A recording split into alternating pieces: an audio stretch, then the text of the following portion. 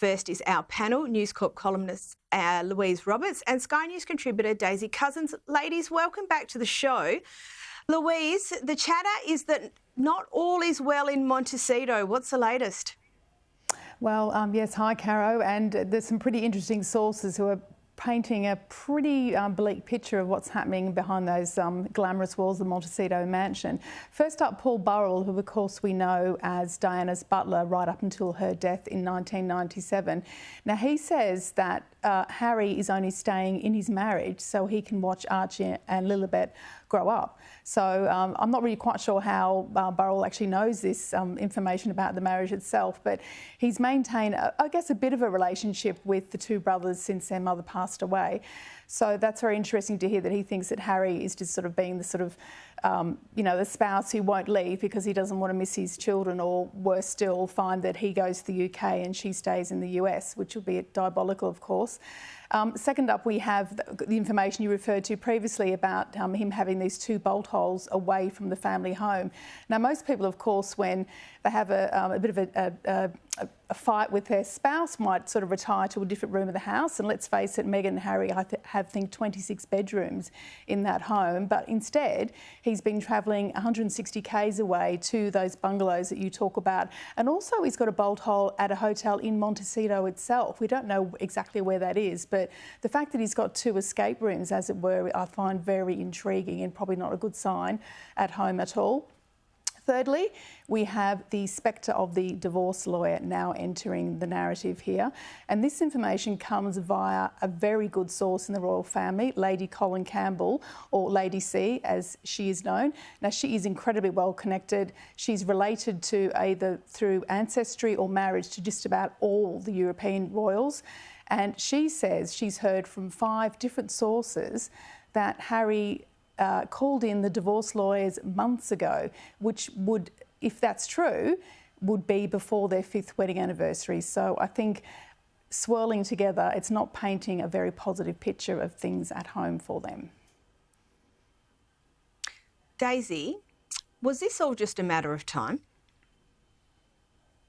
Well, look, I agree with what Paul Burrell said as well. He said that there were always going to be potential cracks appearing in this marriage because, with great press and great attention comes great pressure, so understandably, it's like any celebrity marriage, those sort of rarefied conditions the relationship is in is not necessarily conducive to maintaining a relationship. So I would not be surprised if any of this is true. But the other thing we have to consider is that Meghan and Harry, particularly it seems Meghan, seem to be willing to do anything to get attention, including sort of potentially fabricating this near catastrophic car chase through the streets of Manhattan, when anyone who's been to Manhattan will know that the city is built like a grid. There are red lights everywhere and no one can move for the traffic. So how could you possibly have a car chase? These strange factoid things they throw out there that seem so bizarre, but it gets them so much media and public attention. And they have,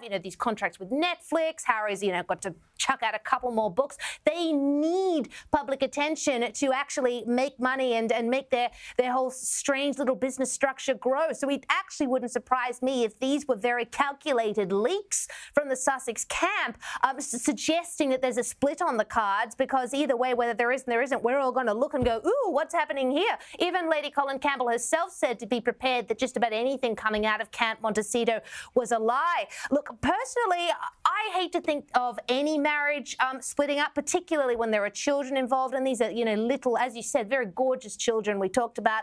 We will see what happens, but I will be certainly watching with the popcorn to see what the state of the marriage is like over the next 12 months or so. And Louise, to be fair, the recent news about Harry and Meghan does seem a little bit all over the place. There's also a suggestion that they move back to the UK. Now, what are the chances of that happening? Well, together, I would say very slim. I think Meghan's made it very clear she has no intention of living back in the UK again. There's some suggestion that they may purchase a property so they have a home to go to, as it were, which would be a fantastic idea, because one of the sad parts, and I think Sir Daisy alluded to this, of this whole Meg said situation is them, the children not growing up with their cousins and not getting to know their actually wider family, whether or not Harry and Meghan, of course, want to socialise with them, and in fact, whether the rest of them want to mingle with them too as well. So I think I would see more regular visits from Harry, I think, to the UK, but I'd be very surprised if Meghan turns up again, because even in his hour of need at his father's coronation, she was not willing to set foot on British soil for fear of any kind of backlash against her.